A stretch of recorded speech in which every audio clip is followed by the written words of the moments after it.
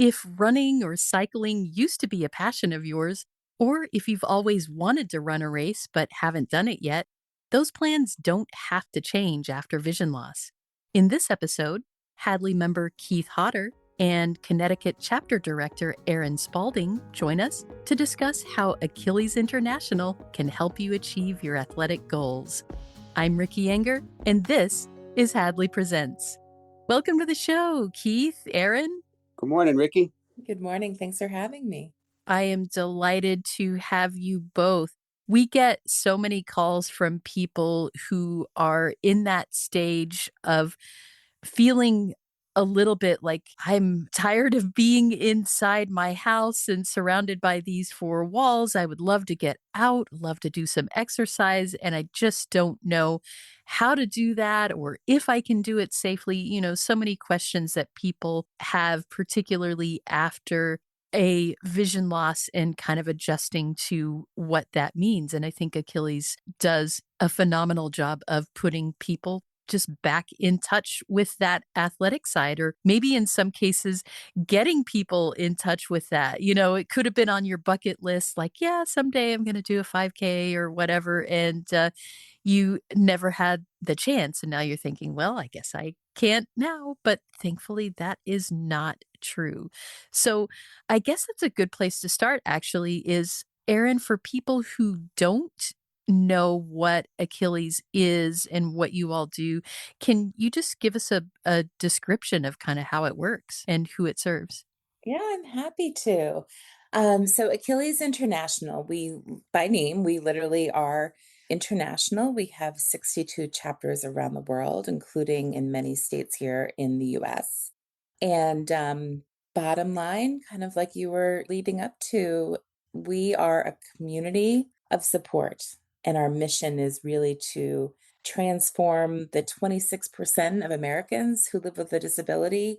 No matter where you are in the United States, we want you to get active with us through our athletic programs.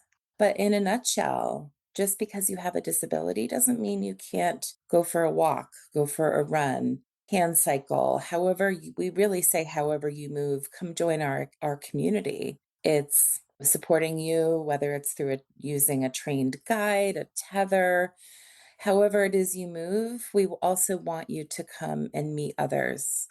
If that's that social connection piece too of our mission. Yeah, and that's so important. It can feel very isolating if you don't know anyone who is like you and having those same challenges. It can be such a relief to meet others kind of going through the same thing, and also to discover, hey, if I want to move, there's a way for me to do that. I don't have to sit and be inside these same four walls every day. So I love that. Exactly. Even just be relegated to the treadmill, or I hear this a lot. I can only go on my elliptical because that's the only way that I'm safe and I can move my body. There's limitations, and that's what Achilles does. We break those barriers. We get people active, connected, no matter what it is for that person. That's amazing. I love that. So, Keith, you've actually been at this for a little while, and I suspect that you have come a long way from where you started. And that's always really cool to hear about as well, is where someone started and kind of where they are now. So, can you just take us back to the beginning of when you first got involved with Achilles and just tell that story? How did you become involved? What was it like initially, and where are you now? Well, prior to me joining Achilles, I was an avid walker, basically around my neighborhood with my cane, doing 3-mile walks 3 to 5 days a week. I go to a low vision support group, and one of the guest speakers happened to have been Erin. And when she was speaking about Achilles, I said to myself, wow, this is something I can do. And within 3 months, I had joined Achilles. My vision is basically hand movement, but I do see some things out there. So Achilles actually train the athletes how to participate, whether they walk, run, roll. My goal at the beginning was to basically fast walk. And I started training for fast walking, and I was with a guide. And my chosen piece to use for safety measures was a tether.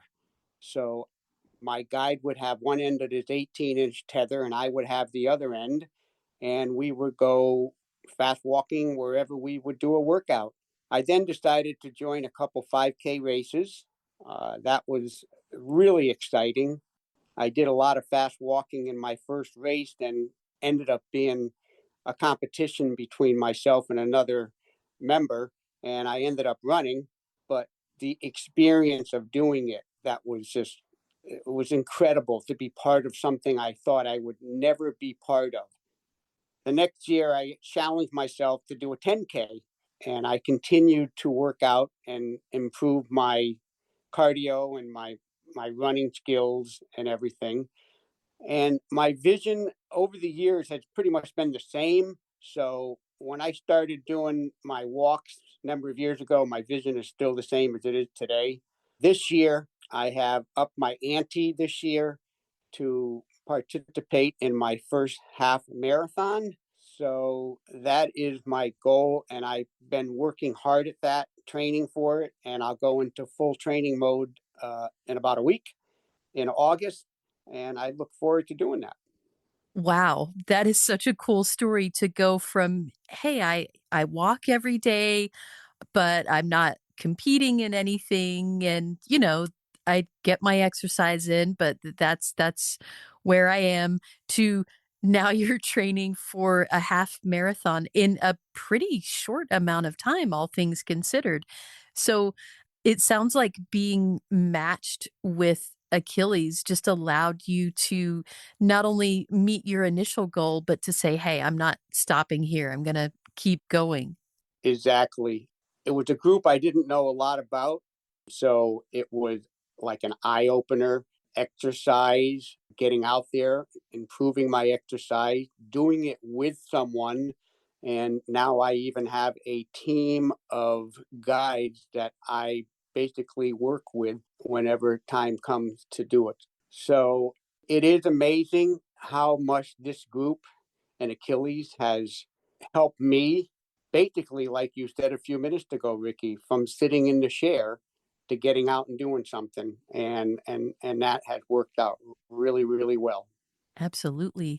So, Aaron, when someone first connects with Achilles, what happens after that? How do you go from, "Hey, I'm an athlete, I want to do something," to then matching that person and having them proceed with their goals? Yeah, there's something Keith said I just want to quickly comment on. He used the term athlete, and that is part of our community, it's part of our culture that we call everyone an athlete. And I get looks sometimes, if I'm at a group, like, a support group where I first met Keith, I get questions. Well, I've never done anything athletic to, hey, I was a, high school athlete, college athlete, weekend warrior, whatever it is for that person.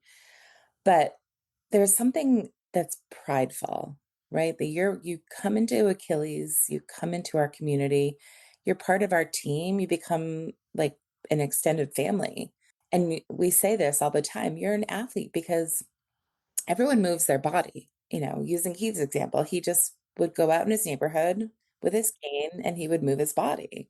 And so that's athletic. So I sometimes go around and I debunk these myths that if you're an Achilles, you have to run a road race. You have to do, I get this all the time too. Oh my goodness, it's Achilles is about running marathons. Well, for some people, yes, but not for everyone. It is truly customized to the person with what they want to accomplish, whether it's just going around the block, getting off that treadmill or getting off that elliptical and going out with a trained guide. And Achilles provides that training that it's not just, hey, here's a tether, right? Which Keith was describing. The guide holds one end in the hand, the athlete holds the other. Well, that takes practice. We're training the guide long before they even meet the athlete. And then they get paired together based on a lot of factors, right? We're never going to put somebody together who's faster or slower. They get matched with, are they walkers? Are they runners? Again, it's all customizable. And then it takes time. And, some days I'm going to just go, I want to walk around the block. And it takes time to build that trust. And when you do see that happen over time, it is absolutely, in some respects, hard to describe. And when you help somebody, as a volunteer does, enable that person to be exercising independently, however they move, however far they want to go, however fast they want to go. There's never any pressure. It's that athlete saying, this is my goal, this is what I want to do. And that volunteer, in that community of support. That's excellent. It's meeting people where they are and giving them the freedom to decide, hey, here's what I want to do today. And that may be different than what I did last week, and allowing them to, I guess, literally go at their own pace. Keith, when you were matched with your first guide, can you talk about the process of that and anything that may have changed or stayed the same since then? What was it like training with another person? That is a very good question. When I joined Achilles, they had what they called engagement coordinators, and this group of people would bring athletes aboard and help them in the beginning get through the process of joining Achilles. And my first guide was an engagement coordinator. So him and I hit it off really well in the beginning. He actually lived about 35 minutes from me, and he'll drive down to my house and say, hey, let's go for a run, let's go for a walk. And he basically took me under his wing in the beginning. He ran my first race with me, and he continued to train with me. Over the last 2 years, we have built a tremendous relationship. And to me, it was heartwarming. It was very rewarding that someone would take time out of their day to work with me, help me get to where I want to be. And he continues to this day be one of my guides. And we've also developed a very good friendship. This gentleman has really been there for me. This is what Aaron said about, the community and the people in the community coming out to help. It's tremendous. And now that I've been a part of Achilles for 2 years, I decided to give back to the community itself by becoming an engagement coordinator myself this year, trying to give back and help other athletes get set up with guides so they can go out and do training. So it's a full circle effect of what I experienced from the beginning to where I am right now. That is so cool. And community is such a powerful thing. It's not just about going and doing what you set out to do, although that is part of it. It is actually connecting with someone on a number of levels. Absolutely. Yep. Aaron, if someone is listening to this and thinking, hey, I kind of want to be a part of this, I know that as I'm learning more about it, and especially given what you said about how everyone is an athlete. If you're moving your body, it doesn't have to be something that feels unattainable from where you are right now. So if someone is looking to connect with an Achilles chapter, what's the process? And of course, if there for some reason isn't one available in someone's area, do you know of other resources that they might look to? Yes. So, of the 62 chapters worldwide, 30 are here in the United States. And so, on our website, which is www.achillesinternational.org, and that's spelled ACHILLES,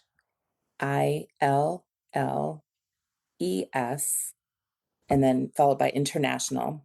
You can drop down to find a chapter, and all of the United States chapters are linked there, those 30 locations. We are all following the same model, whether you're in New York City, Connecticut, Boston, Austin, Texas, Chicago, just to name a few other chapters. We have group workouts, races that we do locally in our states and around the country as well. So, we bring this community no matter where we are, whatever state, whatever chapter. And so if you happen to live in a location in the country where there is not yet an established chapter, because we are growing, we are expanding chapters, looking at, where do hubs of people who want to be active live. We are also a great resource. At the end of May, we began operating United in Stride, which some people may have heard of, which is a one-to-one digital matching program that connects people who are blind or low vision with both running and walking guides in their community. So that expanded our community, expanded our network and our ability to connect people. So us operating United Stride is a huge it just opens up the possibilities. Yeah, for sure. So, as we kind of wrap things up, I always like to ask people this question because I know as the person doing this podcast, I feel this way a lot. And I know that listeners do too, where something comes along and it sounds really exciting and really cool, but there's reservations. It feels intimidating or you're just not sure, I don't know if I'm ready to do this thing. What would you say to someone who is in that position and just not sure about taking that first step? So Keith, we'll start with you. I think the best way for me to try to persuade someone to take a crack at something like this, especially visually impaired, the one thing that helped me really get involved with Achilles and why I am still here is I would tell people the community in which we are a part of, the people are incredibly wonderful. They're there to help you, they're there to guide you. They're also part of what I considered and was looking for was an additional social network.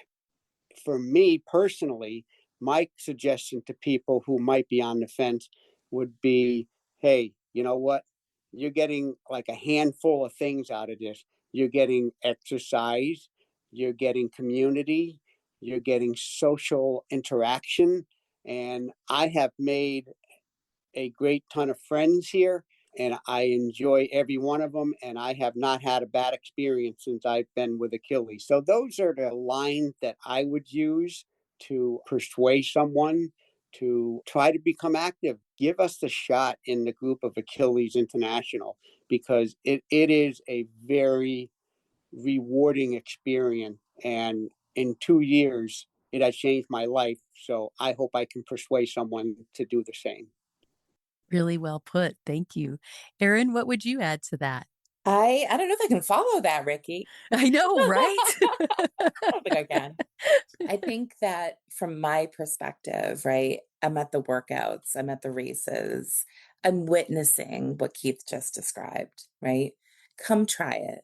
That's all we can say. And I meet people who are hesitant, they're nervous. And, Keith brought up earlier, we have an engagement team. They're talking to you on the phone. They're connecting with you as humans before you even come to your first workout. We send out expectations. We explain them to you. What do you expect? Sometimes that fear of the unknown, we try to reduce that. Then they come, we pair them with a guide if they need a guide. They go for a walk, they make that plan. And then at the end, you're going to know you gave it a shot. And we've had some people, honestly, it isn't for them. But that's okay because they tried. And to speak to Keith's social events, we do a number of different things throughout the year. We are the basketball capital of the world. We go to games, that's not part of walking or running, but it is, or rolling, it is part of our community. Let's go have fun at a UConn basketball game. So we do things for team building and that trust, that camaraderie and fun. We just have fun together. Come try it. Challenge yourself differently. We just had last Thursday a kind of hybrid social event workout with another adaptive sports organization here in Connecticut. And they brought some of their adaptive equipment. We also have tandem bicycles, that is part of, kind of under the umbrella of Achilles. If you want to try to hop on a tandem bike, maybe you were a cyclist. Maybe you wanted to ride a bike, but because of, vision loss, that's a barrier. Well, come try a tandem. And that's what we did last Thursday. And I literally had a conversation. I didn't think I was going to like this. I can't wait for the next one. And that's what I would advise. And that's when you know you're doing it right is people, "Hey, I wanna come back." Wow, I love this so much. Thank you both for sharing, the stories, of course, and really just the enthusiasm for both of you as you talk about this. It's clear just how much you're getting from this, and that may not have been when either of you started. You may have thought, well, this is just a thing to do, a thing to try, and suddenly it's grown to be an important part of your lives, and I love hearing about that. For those of you who are listening, we will of course have the Achilles International link in our show notes. And I hope that if you're listening and you've been considering something like this, if this didn't persuade you to jump off the couch and try something, I'm not sure, because I'm about to look at the brand new Charlotte chapter. So thank you both again for sharing with us. Thank you so much, Ricky. Thank you for having us, Ricky. Got something to say? Share your thoughts about this episode of Hadley Presents or make suggestions for future episodes. We'd love to hear from you. Send us an email at podcast@hadleyhelps.org. That's podcast@hadleyhelps.org. Or leave us a message at 847-784-2870. Thanks for listening.